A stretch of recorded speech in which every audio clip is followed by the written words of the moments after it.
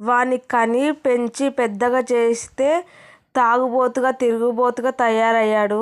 ఇంకా పెళ్లి చేస్తేనన్నా బాగుపడతాడేమో అనేసి వానికి పెళ్లి చేసి 10 మందిలో పెళ్లి చేసి అన్నీ చేస్తే వానికి పెళ్ళి అయినాక కూడా వాడు ఏం మాత్రం మాడకుండా సేమ్ రిపీట్గా డైలీ తాగడము, బజార్లో పడడము, ఇంటికి రోజు ఒక గొడవ తేవడము, ఇంక ఇలాగనే చేసేవాడు. వాళ్ళకి విసుగెత్తిపోయింది. ఇంకా ఎందుకురా నువ్వు ఇలా చేస్తున్నావు అంటే వానికి పెండ్లం ఎవరో తల్లి ఎవరో కనిపించకుండా బూతులు మాట్లాడేసి తల్లిని పెండ్లాన్ని ఇష్టం వచ్చినట్టు కొట్టేవాడు. అసలు అంత దారుణంగా ప్రవర్తించేవాడు. వాడు మనిషా గాడిద అసలు తెలీదు. ఇలాంటి వాళ్ళని కని పెంచి పెద్దగా చేసిందే వేస్ట్ అనిపిస్తుంది. ఒక తల్లి ఎంత కష్టపడుతుంది ఒక కొడుకుని ఒక బిడ్డని కనాలి అంటే. అదన్నా గుర్తురాదా ఇలాంటి పిచ్చిన కొడుకులకు? పాపము ఎంత దారుణంగా కొడుతున్నాడంటే ఆ తల్లిని. అసలు పెండ్లాన్ని కూడా, తల్లిని ఒక్కదానని కాదు, పెండ్లాన్ని కూడా అంత దారుణంగా, అంటే కావాలని కొడుతున్నాడో ఎందుకు కొడుతున్నాడో తెలియదు కానీ మందు మత్తులో ఉండి మాత్రం కొడుతున్నాడు. ఫుల్గా తాగుతాడు. లేచినప్పటి నుంచి బ్రష్ చేయాలన్నా కూడా ఆ మందుతోటే. ఆ మందు లేకుంటే ఇంకా రోజంతా పిచ్చోని కన్నా దారుణంగా తయారవుతాడు అన్నమాట. ఎట్లా అంటే ఇక పిచ్చి ఇంట్లో ఉన్న వస్తువులు ఏమున్నా పగలగొట్టడము, ఏదైనా చెయ్యికి వస్తే దాన్ని తీసుకొని విసిరేయడం. సరేలే తాగుతేనన్నా సైలెంట్గా తిని పంతాడా? లేదు. తాగినా కూడా ఇంట్లో గోల చేసి ఇంట్లో ఉన్న వాళ్ళకు మనశ్శాంతి లేకుండా వాళ్ళని ఇష్టం వచ్చినట్టు కొట్టడము, తాగడానికి డబ్బులు ఇవ్వకపోతే వాళ్ళని హింసించడం. ఎందుకురా నాయన ఈ జీవితము అనిపిస్తుంది పాపం వాళ్ళకైతే. ఇట్లాంటి వాళ్ళని ఎట్లా పుట్టిస్తాడో దేవుడు అసలు నాకైతే అర్థమే కాలేదు. పాపము వాళ్ళైతే చాలా ఇబ్బంది పడ్డారు. వాళ్ళు అంటే తల్లిదండ్రులు కని పెంచినందుకు ఇంకా వాళ్ళ కర్మ అనుకున్న వాళ్ళు అనుభవిస్తురేమో కానీ పాపం ఏం తెలియని ఆమెని పెళ్ళి చేస్తే ఎవరైనా పెళ్ళి అయినాక ఎన్నో ఆశలు పెట్టుకుంటారు భర్త మీద.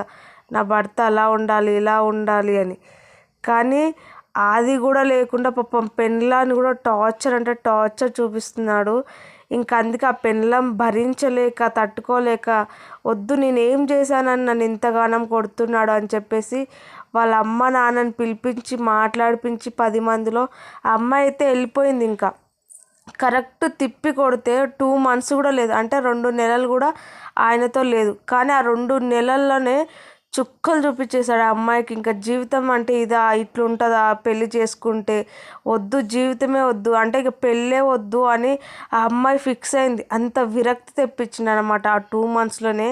అందుకే ఆ అమ్మాయి ఇంకా వద్దు, నాకు నా బ్రతుకు నేను బ్రతుకుతా అనేసి ఆ అమ్మాయి అయితే ఇంక అందరిలో మాట్లాడేసి విడాకులు తీసుకొని అయితే వెళ్ళిపోయింది అతన్ని వదిలేసి.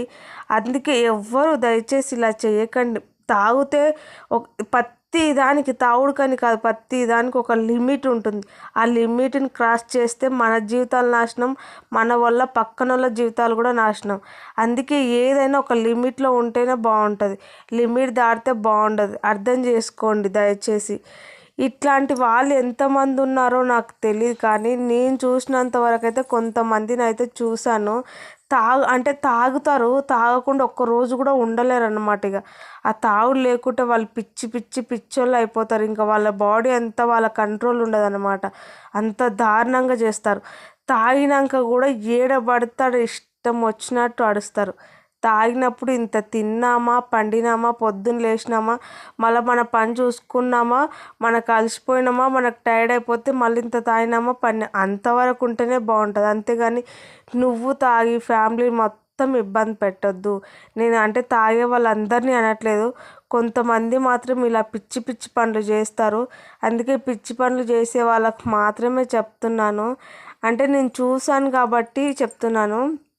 పాపం వాళ్ళ ఇంట్లో వాళ్ళు ఎంత సఫర్ అయ్యారో నేను చూసిన. అందుకే నాకు చాలా అంటే చాలా బాధ అనిపించింది. ఆ అంకుల్ అయితే చాలా ఏడ్చిండు కూడా.